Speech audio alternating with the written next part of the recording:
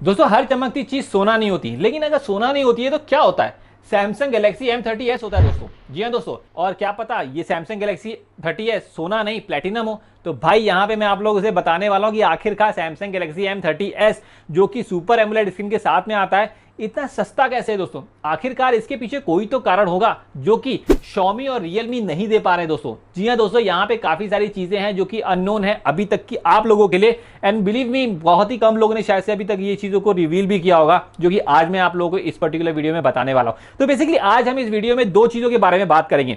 पहली चीज है कि सैमसंग गैलेक्सी M30s इतना सस्ता कैसे है। दूसरी चीज है कि भाई क्या आपको सैमसंग गैलेक्सी M30s लेना चाहिए या फिर दूसरे अदर जो ब्रांड्स है जैसे कि Realme 5 Pro है, Vivo Z1X है या Realme XT है, उनके साथ में जाना चाहिए। तो फिर चलिए दोस्तों करते हैं आप लोगों का वीडियो स्टार्ट। लेकिन उससे पहले आप लोगों को बता दूं कि भाई आप ही के चैनल पे चल रहा है Realme 5 का गिव अवे। तो भाई डिस्क्रिप्शन में लिंक है, जाकर के पार्टिसिपेट कर लीजिएगा। और हाँ, थोड़ी सी उंगलियों को जहमत दीजिए, लाइक बटन दबाइए, सब्सक्राइब नहीं किया तो सब्सक्राइब करिए और साथ ही साथ में शेयर कर दीजिए ये वीडियो अपने फ्रेंड के साथ में। ठीक है दोस्तों, तो चलिए दोस्तों, नाउ लेट्स गेट स्टार्टेड। दोस्तों सबसे पहली चीज आप लोगों को बता देता हूं कि आखिरकार इसके अंदर एमोलेड स्क्रीन इन्होंने दे कैसे दी, क्योंकि इस पर्टिकुलर प्राइस रेंज, ना ही सिर्फ ये वाला प्राइस रेंज दोस्तों, यहां तक कि सैमसंग गैलेक्सी M10s जो है, जो कि 10,000 रुपए से भी अंदर के प्राइस में आता है, 9,000 रुपए का आता है, उसमें भी उन्होंने सुपर एमोलेड स्क्रीन दे दी है। तो भाई आप लोगों को बता दूं, यहाँ पे जो सुपर एमोलेड स्क्रीन होती है उसमें भी अलग अलग क्वालिटीज आती हैं। तो बेसिकली यहाँ पे जो है ज्यादातर एमोलेड स्क्रीन होती है ना, वो भाई सैमसंग ही डेवलप करता है, वही जो है ना बनाता है। तो सैमसंग के लिए कोई एक्स्ट्रा कॉस्ट नहीं पड़ती है,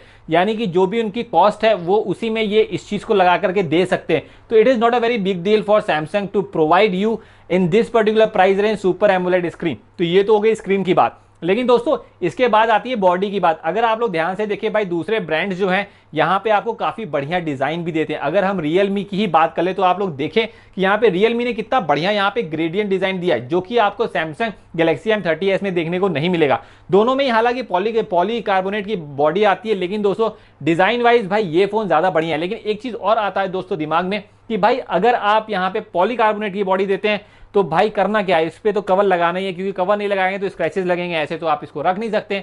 तो भाई वहां पे वो डिजाइन वाला फैक्टर भी कहीं छिप जाता है। इसके बाद दोस्तों आता है मेन चीज, कैमरे की बात। भाई यहाँ पे एक चीज आप लोगों को बता दूं, यहाँ पे जो सैमसंग ने सेंसर दिया हुआ है ना यहाँ पे 48 मेगापिक्सल का, वो उनका खुद का सेंसर है। जी हाँ दोस्तों, वो है सैमसंग का Samsung ISOCELL GM1 sensor 48 megapixel वाला। ये सारे जो स्मार्टफोन है, जो आपका Realme का 5 Pro हो गया, चाहे Redmi Note 7 Pro हो गया, या फिर इसके ऊपर वाले स्मार्टफोन, सब में आपको Sony IMX586 वाला 48 मेगापिक्सल वाला सेंसर मिलता है। दोस्तों यहाँ पे दोनों की क्वालिटी में थोड़ा सा काफी ज्यादा अंतर आ जाता है, बहुत ज्यादा तो नहीं, लेकिन हाँ यहाँ पे एक ना नोटिसेबल डिफरेंस आपको देखने को मिल जाएगा सैमसंग के सेंसर में और सोनी के सेंसर में। यहाँ पे सैमसंग का जो सेंसर है उतना अच्छी तरीके से डायनामिक रेंज नहीं प्रोवाइड कर पाता जितना कि ये जो है करता है। डिटेलिंग भी इसके अंदर काफी ज्यादा बढ़िया है as compare to Samsung sensor. लेकिन दोस्तों क्योंकि वो सैमसंग का खुद का सेंसर है, तो इसीलिए सैमसंग के लिए काफी ज्यादा आसान था उसको जो है अपने सैमसंग के गैलेक्सी M30s में देना, वो भी उस प्राइस रेंज के अंदर। तो यहाँ पे भाई ट्रिपल कैमरा स्लॉट भी आपको मिल जाता है, 48 मेगापिक्सल का कैमरा भी कहने को हो जाता है। इसके बाद दोस्तों हम लोग आ जाते हैं एक बहुत ही महत्वपूर्ण चीज के ऊपर, यहाँ पे इसका प्रोसेसर। जी हाँ दोस्तों, यहाँ पे अगर प्रोसेसर की बात करें तो भाई यहाँ पे लोग बोलते हैं कि इसके अंदर तो बहुत ही बढ़िया Exynos का 9611 वाला प्रोसेसर दे दिया है। जी हाँ दोस्तों, मैंने जो कल वीडियो बताई थी उसमें भी मैंने आप लोगों को बताया था कि ये वाला जो प्रोसेसर है ये प्ले कर सकता है पबजी को at HDR graphics and ultra frame rates, और स्मूथ ग्राफिक्स पे ये एक्सट्रीम फ्रेम रेट पे भी प्ले कर सकता है। लेकिन दोस्तों यहाँ पे केवल प्ले करने का ही नहीं होता, यहाँ पे परफॉर्मेंस भी होती है कि आखिरकार आपको कितने फ्रेम पर सेकेंड आपको मिलते हैं। तो भाई मैं आप लोगों को बता दूं, सैमसंग गैलेक्सी A50s मैंने यूज करके देखा है, उसमें भी मैंने देखा है, तो उसमें आपको फ्रेम ड्रॉप मिलते हैं। सेम इसमें प्रोसेसर जो है ना दिया हुआ है जो कि इसमें है, तो भाई वहां पे आपको फ्रेम ड्रॉप देखने को मिल आपको जाते। तो इसमें भी अगर आप स्मूथ और एक्सट्रीम सेटिंग्स में खेलेंगे तो आपको जो फ्रेम रेट मिलेंगे वो आपको 45 FPS से लेके 50 FPS के बीच बीच में ही मिलेंगे। हाँ, कहीं पे अगर स्टडी है, कहीं पे आप खड़े हैं पबजी के अंदर, तो भाई उसके अंदर आपको वहां पे 55 या 56 FPS तक की मिल सकता है। जी हाँ दोस्तों, तो कहने का मतलब ये है कि यहाँ जो इन्होंने प्रोसेसर दिया है ये बहुत ज्यादा पावरफुल नहीं है। आप लोगों को एक और भाई कुछ अंदरूनी बात बताता हूं, तो इसके अंदर जो कोर्स है ना वो एक्चुअल में यूज हुए हैं Cortex A73 जो कि 2.3 गीगाहर्ट्ज पे क्लॉक्ड है। और वही हम स्नैपड्रैगन 712 की बात करें तो भाई Cortex A75 मिलता है उसके अंदर, तो वो ज्यादा पावरफुल कोर है दोस्तों।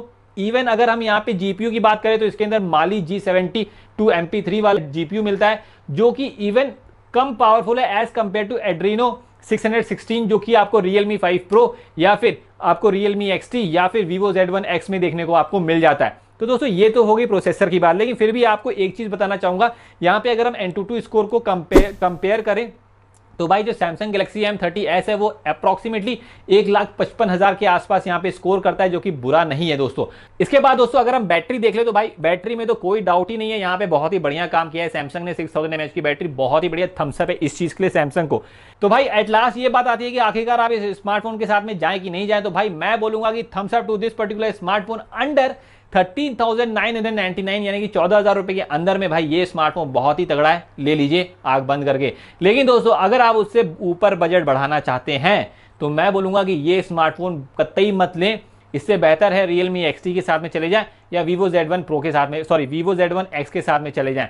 बहुत ही जल्दी दोस्तों ये स्मार्टफोन सेल पे आएगा तो हम परचेज करेंगे, आप लोगों के लिए अनबायस्ड रिव्यू भी लेकर के आएंगे जिसके अंदर कोई भी कंपनी का इन्फ्लुएंस नहीं होगा। तो वो भी रिव्यू आप लोग देखिएगा, आप लोगों को समझ में आ जाएगा कि जो मैंने बातें बोली हैं वो एक्चुअल में सही है, कैमरा को लेकर के, प्रोसेसर को लेकर के, स्क्रीन को लेकर के, हर चीज को लेकर के। तो दोस्तों आई होप कि यू लाइक दिस वीडियो। और हाँ बोला है ना भाई, उंगली को थोड़ा सा तवज्जो दीजिए, लाइक दबाइए, शेयर दबाइए और शेयर कर दीजिए। चलिए दोस्तों that was all from the Gizzy mom.